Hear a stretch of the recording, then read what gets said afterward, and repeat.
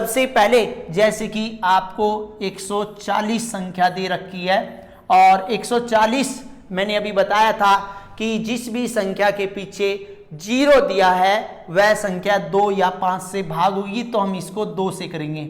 अब यहाँ पे देखिए 2 सते 14, 0 की 0। अब इसको 2 से करेंगे, 2 तिया 6 और 1 बचा 10, 2 पंजे 10। अब ये 5 से जाएगी क्योंकि इसके पीछे 5 है, तो 5 सते 35। अब यहाँ पे आपको अभाज्य गुणनखंड लिखनी है, अभाज्य गुणनखंड लिखनी है। वो किस तरह लिखे जाएंगे, अब यहाँ पे मैं आपको लिख के दिखा रहा हूँ कि 2 गुणा में 2 गुणा में 5 गुणा में 7, ये हमारे अभाज्य गुणनखंड है। और यदि आपको ये प्रश्न यदि बहुविकल्पीय के रूप में दिया जाएगा तो उसका आंसर हमारा 2 की पावर 2 यानी कि 2 कितनी बार है, 2 बार है, 5 गुणा में 7, इस तरह भी हो सकता है। अब हम बात करते हैं पार्ट नंबर सेकंड की 156 को। देखिए इसके लास्ट में भी 6 दे रखा है जो कि 2 से भाग करना है। 2 सते 14, 1 बचा 16, 2 अट्ठे 16, 2 से करेंगे, 2 तिया 6, यहाँ पे 1, 2 नीम 18। अब ये देखिए ना ये 2 से जाता ना 5 से, तो लेकिन अब हम इनका योग करके देखेंगे, 9 और 3 12, तो ये 3 से आसानी से भाग जा सकता है। तो 3 एकम 3, 3 तिया 9, 13 एक अभाज्य संख्या है, वो हम यहाँ पे 13 से ही करेंगे। तो अभाज्य गुणनखंड कौन कौन से अभाज्य गुणनखंड है, 2 गुणा में 2 गुणा में 3 गुणा में 13।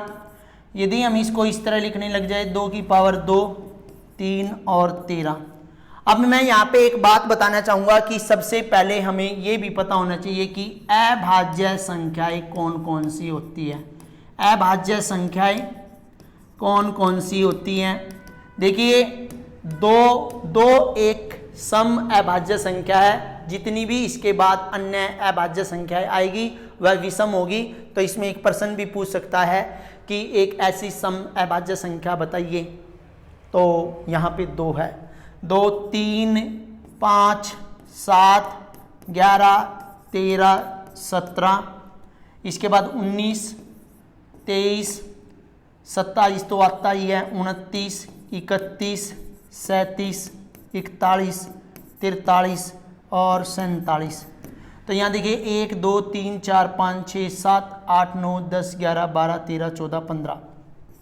यहाँ पे देखिए 1 से लेके 30 के बीच आपकी केवल 10, 1 2 3 4 5 6 7 8 9 10 अभाज्य संख्याएं होती है। कितनी होती है, 10 अभाज्य संख्याएं होती हैं। यदि हम 1 से 50 की बात करें तो 15 अभाज्य संख्याएं होती हैं। यदि हम 1 से 100 के बीच की बात करें तो 25 अभाज्य संख्याएं होती हैं। तो यहाँ पे ये भी प्रश्न पूछा जा सकता है 1 और 30 के बीच में कितनी अभाज्य संख्याएं होती है, तो 10 हो सकती है। 1 और 50 के बीच में कितनी अभाज्य संख्याएं हो सकती है, तो वो हमारी 15 होगी। और 1 से 100 के बीच कितनी अभाज्य संख्या होती है, वो हमारी 25 होगी। इसके बाद हम पार्ट नंबर 3 की बात करते हैं।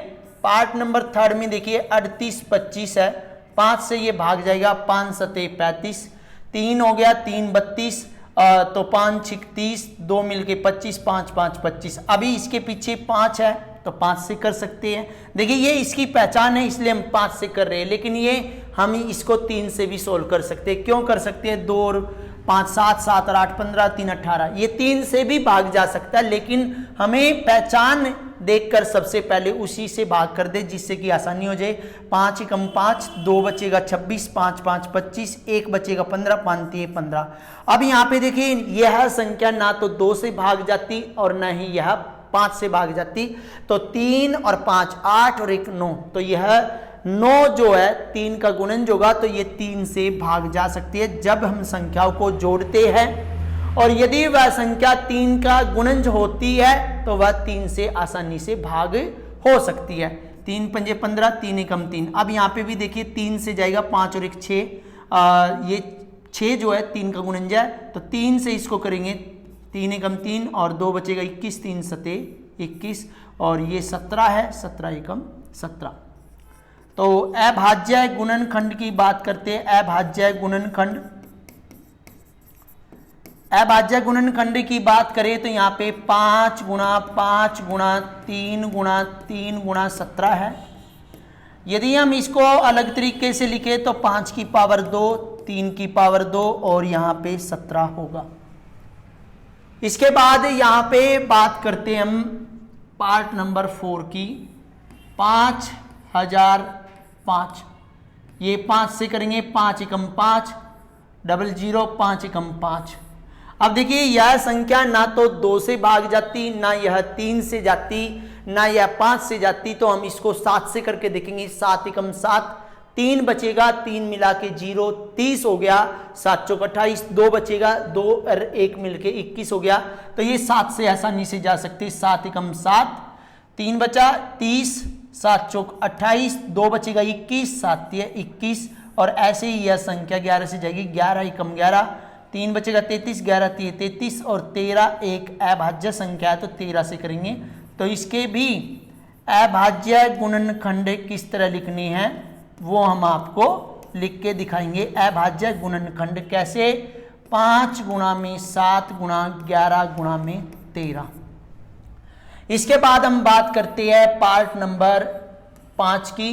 पार्ट नंबर 5 है हमारा ये, और इसको यदि हम 2 से 3 से 5 से 7 से 11 13 से करें तो यह किसी भी संख्या से आसानी से भाग पूरा भाग नहीं होता। तो यहाँ पे लेंगे 17, 17 चौके 68, 6 बचेगा, 2 मिलके 62 हो गया, 17 3 51, 11 बचेगा 119 और 17 7 119।